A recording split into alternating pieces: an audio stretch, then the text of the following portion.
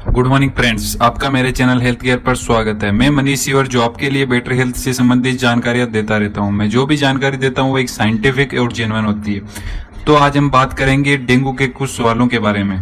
क्या डेंगू का मच्छर घुटनों के नीचे नहीं काटता है, या डेंगू का मच्छर घुटनों से ऊपर नहीं उड़ सकता है? क्या सफेद कपड़े पहनने से डेंगू का मच्छर हमें नहीं काटता है?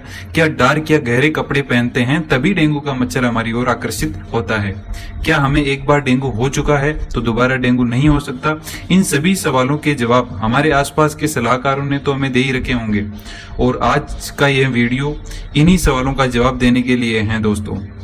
तो यह वीडियो अंत तक जरूर देखें, जिससे आपके सारे डाउट्स क्लियर हो जाएंगे। तो दोस्तों स्टार्ट करते हैं यह वीडियो बिना किसी बकवास के। पहला सवाल यह है कि डेंगू का मच्छर घुटनों के ऊपर नहीं उड़ सकता। दोस्तों यह सरासर गलत है कि डेंगू का मच्छर घुटनों के ऊपर नहीं उड़ सकता। साइंटिफिक रिसर्च के अनुसार यह कम से कम 200 मीटर की ऊंचाई तक उड़ सकता है।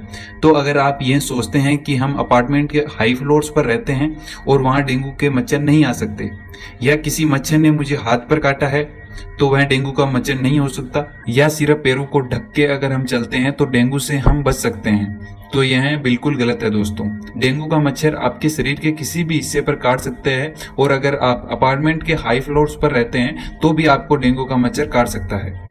अब दूसरा सवाल यह है कि क्या मुझे एक बार डेंगू हो चुका है तो दोबारा डेंगू नहीं होगा? दोस्तों जो लोग ऐसा मानते हैं वो पूरी तरीके से सही नहीं है, वह पार्शियली सही है। अब मैं बताता हूं क्यों।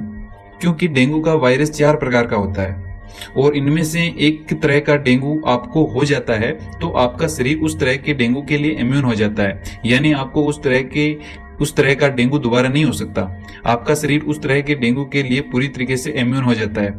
लेकिन बाकी 3 प्रकार के डेंगू वायरस है वो आपको फिर भी इफेक्ट कर सकते हैं। तो इसका मतलब यह है कि प्रोबेबिलिटी भले ही 25% कम हुई हो, लेकिन डेंगू अगर आपको एक बार हो चुका है तो दोबारा भी हो सकता है। चलो जानते हैं डेंगू सबसे ज्यादा कौन से महीनों में फैलता है और क्यों।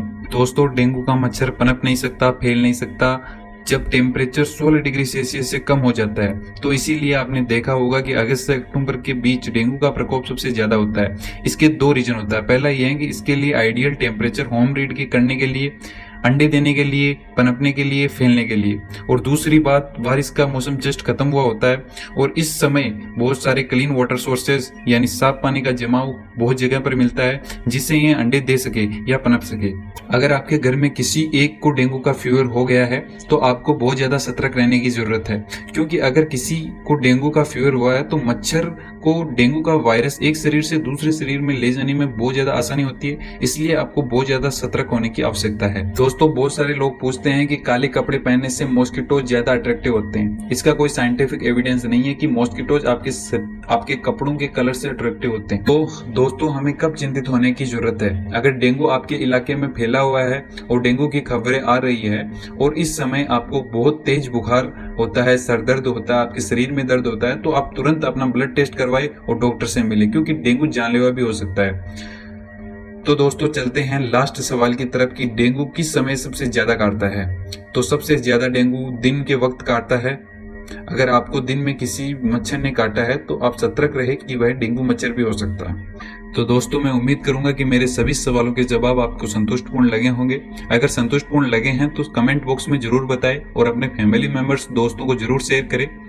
कई दिनों से मेरे वीडियो यूट्यूब चैनल पर नहीं आ पा रहे हैं, मैं डिस्टर्ब होने के कारण मेरे वीडियो नहीं आ पा रहे हैं, तो इसके लिए मैं आपसे बहुत बहुत माफी चाहूंगा। मैं कोशिश करूंगा कि मेरे रेगुलर बेस पर वीडियो आए।